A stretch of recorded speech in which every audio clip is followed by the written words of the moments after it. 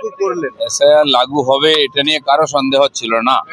যারা এখানে সন্দেহের বাতাবরণ তৈরি করেছিল বা বড় বড় ডায়লগ দিচ্ছে করতে দেবো না, তারা ভিতরেই যাবে, মানুষ তাদের প্রত্যাখ্যান করবে। এটা সাংবিধানিক ব্যবস্থা, সবার সহযোগিতা করা উচিত।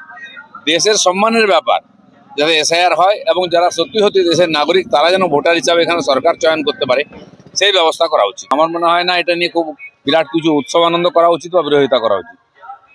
সেন্সাস হয়, কেউ বিরোধিতা করে? আর টিএমসি হচ্ছে একটা দেশ বিরোধী পার্টি, দেশের স্বার্থে যা হবে তার বিরোধিতা করবে।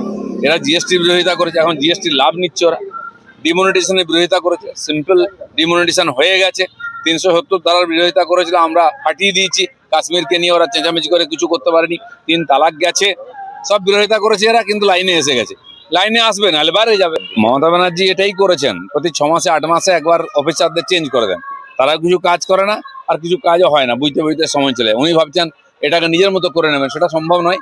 কারণ বিহারেতেও এই ধরনের যারা কর্মচারী বা বিএলও যারা অসহযোগিতা করেছে, গন্ডগোল করেছে আর এসআইআরে, তারা জেলে গেছে। পশ্চিমবাংলার সে ডিএম হোক বা বিএলও হোক, যদি গন্ডগোল করে নেতাদের কথায়, তাহলে সে জেলে যাবে, তার চাকরি যাবে। পরিষ্কার হয়ে গেছে, পরিষ্কার হবে। নির্বাচন কমিশনের উপরে ভরসা রাখুন। আর অলরেডি ওরা বিরোধিতা করছে, একদিকে এসআইআর করতে দেবে, এদিকে 5,000 5,500 বিএলএ 2 এর নাম পাঠিয়ে দিচ্ছে ওরা। বিজেপি তার চেয়ে বেশি পাঠিয়েছে, 7,500। তার মানে কি? লোককে বোকা বানাচ্ছে, লোককে নয়। কিছু ওদের চামচা বেলচা যারা জেতায়, সে অবৈধ যারা নাগরিক, অবৈধ ভোটার, তাদেরকে বাঁচাবার চেষ্টা করছে, কিন্তু সেটা সম্ভব হবে না। সাধারণ জনতা সহযোগিতা করে নিজের নিজের দায়িত্ব পালন করবেন, ফর্ম ফিল আপ করবেন, তারা নিজেদেরকে নাগরিক প্রমাণ করবেন।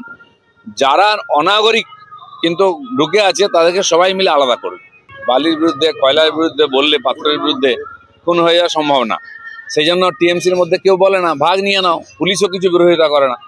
সরকারের তার সুরক্ষা দেওয়া উচিত। খড়গপুরের মতো কিছু টাউন আছে যেখানে কসমোপলিটন বিভিন্ন জায়গার লোকেরা এসে থাকে, তো এই ব্যাপারে এটা বেশি সিরিয়াসলি খড়গপুরে করা উচিত। কারণ রেল নগরী, এখানে আইআইটি আছে, এয়ারপোর্ট আছে, এখানে রেলে এত বড় গুরুত্বপূর্ণ জায়গা, সরকারি আরো অনেক প্রতিষ্ঠান আছে, সেখানে বিদেশিরা এসে গন্ডগোল করে বা ঢুকে থাকে। একটা চিন্তার বিষয়। কেন খড়গপুরকে বিশেষ নজর দিয়ে এখানে এসআইআর হওয়া উচিত। ম্যাপিং যদি না মেলে, এটা চিন্তার বিষয়।